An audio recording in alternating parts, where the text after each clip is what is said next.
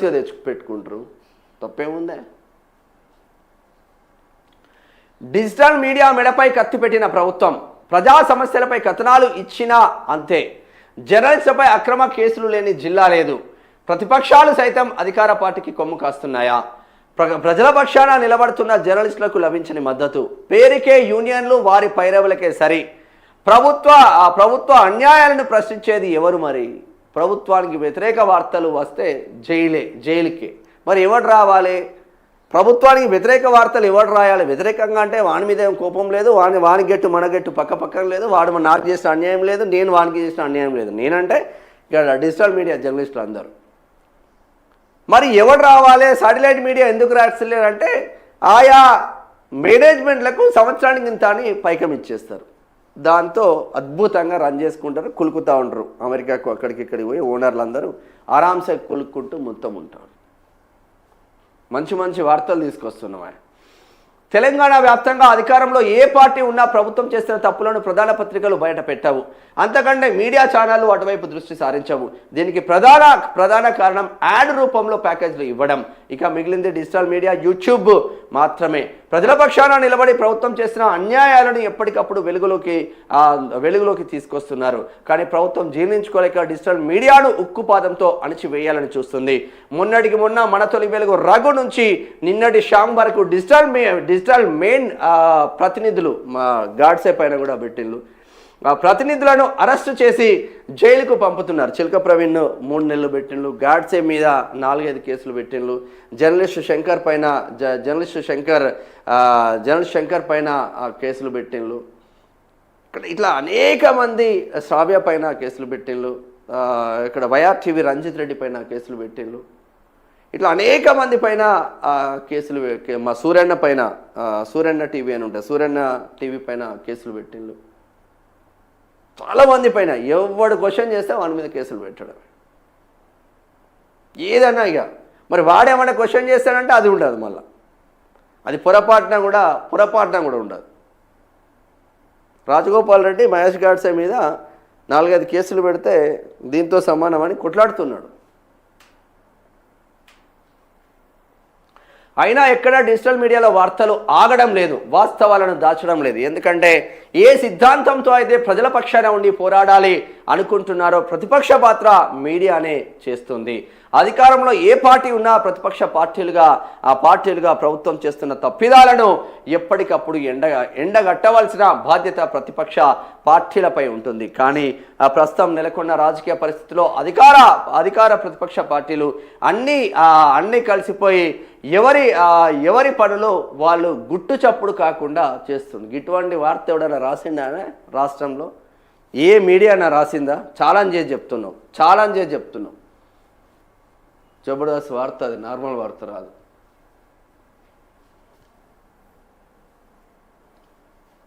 ఇదది 2వ పేజీలో చేసుకుంటున్నారు. సిరిసిల్ల ప్రాంతంలో మరియమ్మ లాకప్ డెత్ మొదలుకొని నిన్న ఖమ్మం జిల్లాలో జరిగిన పేదల ఇల్లు కూల్చివేత వరకు అడుగడిగిన ప్రధాన ప్రతిపక్షమైన బీఆర్ఎస్ కానీ వచ్చేది భారతీయ జనతా పార్టీ అని పార్టీ ప్రభుత్వం అని గొప్పలు చెప్పుకుంటున్న బీజేపీ కూడా పేదల పక్షాన పోరాటం చేయలేని పరిస్థితి. కేవలం మీడియా సమావేశాలతోనూ బాధితులకు పరామర్శించడంతో సరిపెట్టుకుంటున్నారు. అది డిజిటల్ మీడియా ప్రజావాయిస్తో పాటు మన తొలి వెలుగు, కాలోజీ టీవీ, ఒకే టీవీ వంటి ప్రధాన డిజిటల్ యూట్యూబ్ ఛానళ్లు పేదల పక్షాన ఖమ్మంలో తిష్టవేసి ప్రభుత్వం వైఫల్యాలను వెలుగులోకి తెస్తున్నాయి. ఈ వార్తను కవర్ చేయడం కోసం హైదరాబాద్ నుంచి ఖమ్మం వెళ్తున్న మన తొలి వెలుగు జర్నలిస్టు రఘుతో పాటు కాలోజీ టీవీ CEO దాసరి శ్రీను మరికొంతమందిని ఖమ్మం వెళ్లకుండా పోలీసులు అడ్డుకున్నారు. ప్రజాస్వామ్యంలో జర్నలిజం ఏ ప్రాంతానికైనా వెళ్లి సమస్యలను వెలికితీసే అవకాశం చట్టం కల్పించింది. రాజ్యాంగ హక్కులను ఉల్లంఘించి పోలీసులు మీరు ఆ ప్రాంతానికి వెళితే శాంతి భద్రతల సమస్య వస్తుందని, అందుకు మీరు అక్కడికి వెళ్ళడానికి వీలు లేదంటూ జాతీయ రహదారిపైనే అరెస్టు చేయడం సిగ్గుచేటు. ఇది ఒక రకంగా ప్రజాస్వామ్యాన్ని అవమానించడమే. అదే ప్రాంతానికి వివిధ రాజకీయ పార్టీ నేతలు బాధితులను పరామర్శించేందుకు వెళితే వారిని ఎవరు అడ్డగించడం లేదు, అరెస్టు చేయలేదు. ఒకసారి పోలీసులు ఆత్మ పరిశీలన చేసుకోవాల్సిన అవసరం ఎంతైనా ఉంది. తెలంగాణలో గత బీఆర్ఎస్ ప్రభుత్వ కూడా కేవలం డిజిటల్ మీడియాని టార్గెట్ చేసి కక్ష సాధింపుకు పాల్పడ్డారు. ఫలితంగా క్యూనిస్ కార్యాలయంలో బీఆర్ఎస్ పార్టీ అనుచరుల దౌర్జన్యం చేసి సీసీ కెమెరాలు పగలగొట్టడం కాకుండా ఫర్నిచర్ ధ్వంసం చేయడం, సిబ్బందిపై దాడి చేయడం, ఏకంగా ఎమ్మెల్సీ క్యూనిస్ సీఈఓ వ్యవస్థాపకులు తీన్మార్ మల్లన్నపై హత్యాయత్నం జరిగి దాదాపు 6 నెలలు దాటింది. దీనిపై ఫిర్యాదు చేసినా స్పందించలేదు పోలీసులు. అదే దాడి చేసిన తమపైనే వారు హత్యా ప్రయత్నం చేశారని తప్పుడు కేసులు నమోదు చేయించారు.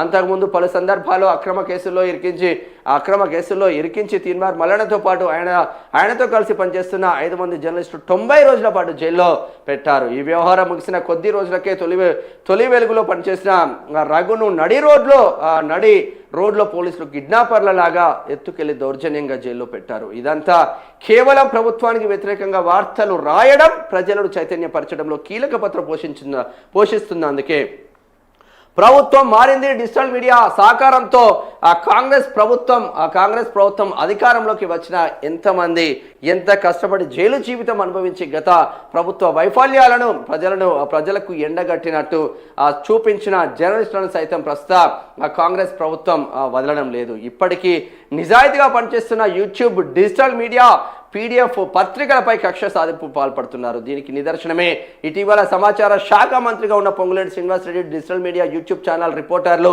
ఆ వాహనాలపై ప్రెస్ అనే స్టిక్కర్లు వేయొద్దని, అక్రిడేషన్ ఉంటేనే ఏ ప్రభుత్వ కార్యక్రమానికైనా వారిని అనుమతించవద్దంటూ ఆదేశాలు జారీ చేశారు. కానీ ప్రభుత్వం ఎంత అడ్డుకున్న డిజిటల్ మీడియాకున్న సంబంధాలతో మెయిన్ స్ట్రీమ్ మీడియా అనుకుంటున్న ఈటీవీ V6 కంటే మించి గ్రామీణ ప్రాంతాలలో డిజిటల్ మీడియాపై ప్రేక్షకులు ఆసక్తి చూపుతూ వీక్షిస్తున్నారు.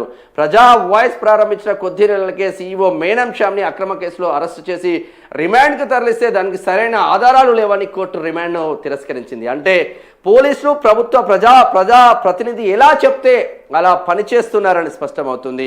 ఎప్పటికైనా డిజిటల్ మీడియాను ఎంత అణచాలని చూస్తే అధికార కాంగ్రెస్ పార్టీకి వచ్చేది నష్టమే. తెలంగాణలో ప్రతి జిల్లాలో కూడా నిజాయితీగా వార్తలు రాసిన వారిపై కేసులు నమోదు కానీ జిల్లా అంటూ లేదు. ప్రతి జిల్లాలో అధికార పార్టీల అక్రమ కేసుల పాలై జైలు జీవితం అనుభవించి కోట్ల చుట్టూ తిరుగుతున్న జర్నలిస్టులు ఎందరో ఉన్నారు. జబర్దస్త్ వార్త అందించలే మా వాళ్ళు, వాస్తవం కదా. ఇప్పుడు బీఆర్ఎస్ హయాంలో ఏం చేసిండ్రు? బీఆర్ఎస్ హయాంలో ఎమ్మెల్సీ తీన్మార్ మల్లన్న, అప్పుడు ఎమ్మెల్సీ కాదు, తీన్మార్ మల్లన్న జర్నలిస్ట్ తీన్మార్ మల్లన్న క్యూనిస్ పెట్టి ఒక బ్రాండ్ అంబాసిడర్కి వెళ్ళి ప్రభుత్వాన్ని ప్రశ్నించిండు. తనను అనేక రకాలుగా కేసులు పెట్టి 2 సార్లు జైలుకు పంపించిండు. కట్ చేస్తే ఎమ్మెల్సీ అయ్యాడు. తర్వాత మన తొలి వెలుగును ఎత్తుకపోయేళ్ళు, మన తొలి వెలుగు రఘును ఎత్తుకపోయేళ్ళు. దాసరి శ్రీను పైన కాళోజీ టీవీ దాసరి శ్రీను పైన, అప్పుడున్న రాము పైన, ఇప్పుడు పక్క తెలంగాణ రాము పైన, వాళ్ళపైన కేసులు పెట్టిళ్ళు. వాళ్ళు ఛానల్ ఎట్లా రన్ చేసుకుంటున్నారో అందరికీ తెలిసిందే. క్యూనిస్ నుంచి బయటికి వచ్చి జస్ట్ ప్రజా వాయిస్ అని పెట్టినా నా పైన 2 అక్రమ కేసులు పెట్టి బైండ్ ఓవర్ కేసు పెట్టిండ్రు. కోర్టులో ఏం జరిగిందో ఇక మళ్ళీ నేను చెప్పనవసరం లేదు. సో శ్రావ్య పైన కేసులు పెట్టిండ్రు. చిల్కా ప్రవీణ్ ఒక దుర్మార్గుడి పైన మాట్లాడినందుకు మొత్తం ఏదో అయిపోయిందని చెప్పేసి ప్రభుత్వమే రంగంలోకి దిగి ఎంఐఎంలతో కేసులు పెట్టించి చిల్కా ప్రవీణ్ 3 నెలల పాటు జైల్లో పెట్టిండ్రు.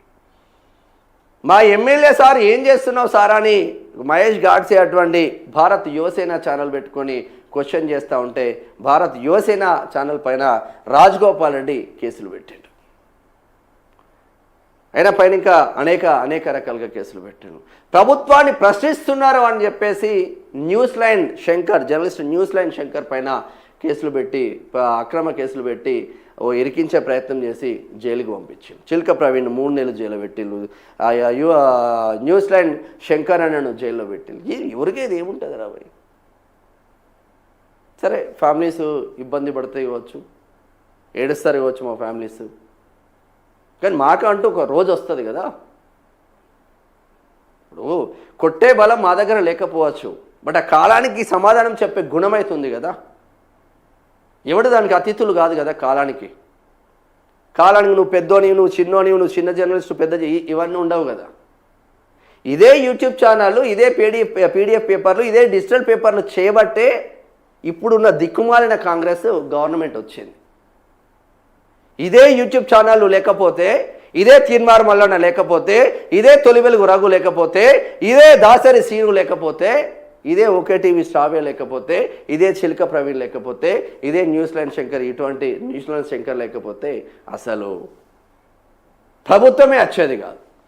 ప్రభుత్వం వచ్చిన తర్వాత ఎవడైతే ప్రభుత్వం కష్టపడ్డాడో వాళ్ళపైన మీరు అక్రమ కేసులు పెడుతున్నారు, అక్రమంగా జైలుకు పంపిస్తున్నారు, కోట్ల చుట్టూరు తిప్పుతున్నారంటే మీ అంత దుర్మార్గులు ప్రపంచంలో ఎవడు లేదు. మీ గోతి మీరే తీసుకుంటున్నారు. ఒక్కసారి అన్ని రాష్ట్రాలలో కాంగ్రెస్ దీన చరిత్ర ఎట్లయిందో అంతకు మించిన దరిద్రమైన సిచ్యువేషన్ కాంగ్రెస్ పోతుంది ఈ రాష్ట్రంలో.